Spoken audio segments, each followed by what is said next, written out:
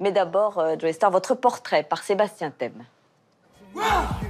Attention, gare au jaguar, même si depuis quelques années, l'animal totem de Joey Starr, c'est moins le grand félin que le caméléon. T'es là, bébé? Ouais, je suis là. La présence, le visage nous raconte beaucoup de choses sans qu'il y ait besoin d'aligner beaucoup de mots, parce qu'on sent qu'il y a un passé, qu'il y a des choses vécues. Mais avant le cinéma et le théâtre, il y a évidemment la musique et un renouveau du son de la contestation dans les années 90. Car je me nourris de l'infamie musicale qui règne sur la capitale. Son groupe de musique avait vraiment cette chose qui était en train d'émerger, et il dénonçait: si vous n'ouvrez pas les yeux, ça va vous sauter à la gueule.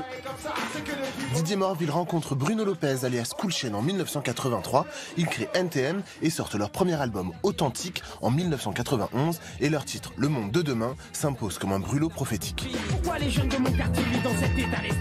Suivront 3 albums avec NTM, 2 albums en solo, des reprises d'Edith Piaf et Georges Moustaki. Avec ma gueule de métal, par gainage de nègre errant, toujours aussi réfractaire à vouloir rentrer dans le rang. Et un duo avec Nicoletta.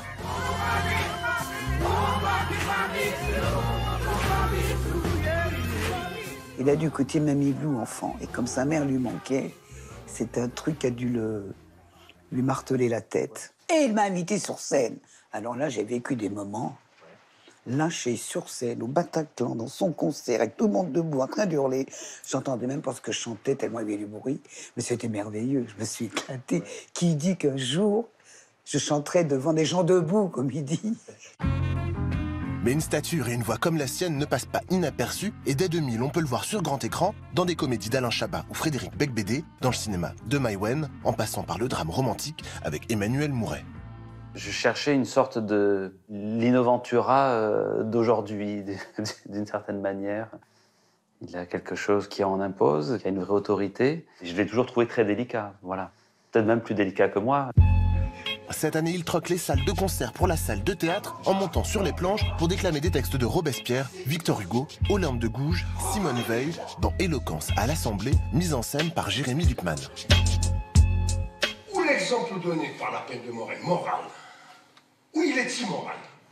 Une nouvelle forme d'engagement en pleine année présidentielle pour celui qui avait créé le collectif Devoir de mémoire en 2005. Victor Hugo et tous ces hommes ainsi que ces femmes seraient vraiment heureux que ça soit cette voix-là. Il les retranscrit avec la même intensité. Ce qui m'a frappé, c'est que cette voix comme ça, qui est profonde, c'est qu'il était punchy, comme quand il fait du rap. Il y a un moment donné, quand il avait des textes, des mots forts, quand il citait Jean Jaurès ou même Hugo, il tapait du poing, il voulait être convaincant. Et il avait une façon d'acter qui lui est propre, qui m'a beaucoup touchée. Vous n'avez rien fait. Tant que le peuple souffre, vous n'avez rien fait. Tant qu'il y a au-dessus de vous une partie du peuple qui désespère. Enfin, Joey Starr, Nicoletta a un dernier mot pour vous. Joey et Cool Chain reviennent pour fêter leurs 30 ans de duo. Et ça, c'est génial. C'est génial parce que tous les deux, ça le fait quand même. Hein. Ça le fait.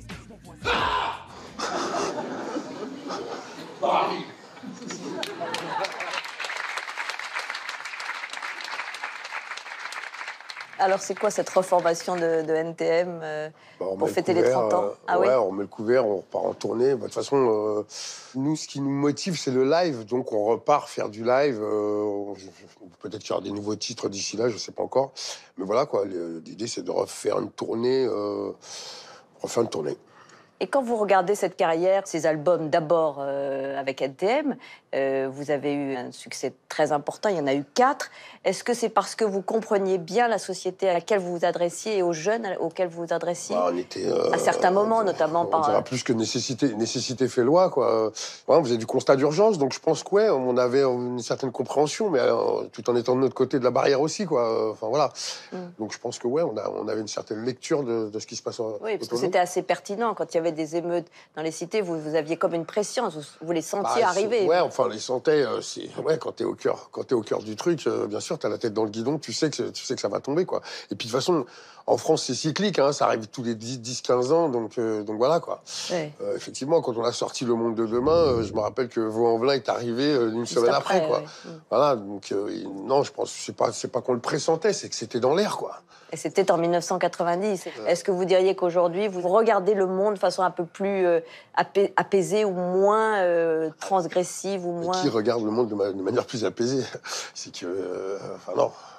Non, c'est sûr que malgré le fait que j'ai un niveau de vie qui est plus le même, non, je suis encore plus inquiet. J'ai des enfants, par exemple.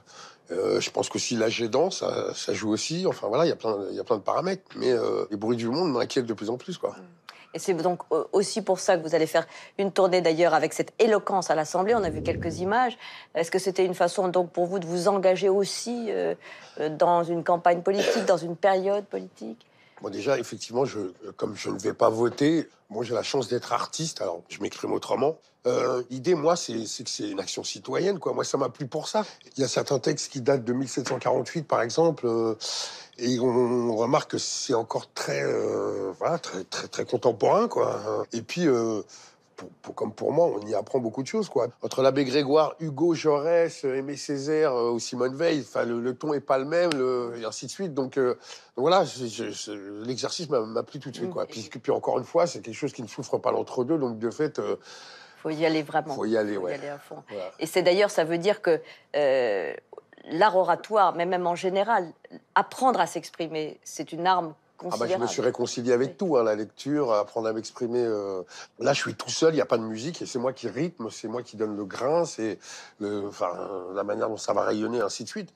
Il n'y a pas de routine qui s'installe, là, j'ai encore l'impression de faire autre chose. Ouais. Et surtout, encore une fois, que ça sert à quelque chose, quoi. On va peut-être d'ailleurs le jouer sous la nef du Panthéon. Formidable, rejoindre Victor Hugo. Ouais, oui, ils sont tous enterrés là-bas, quoi, à part Césaire. Donc, non, mais ne serait-ce que jouer sous la nef du Panthéon. Très beau geste. C'est un grand moment. magnifique. Ouais.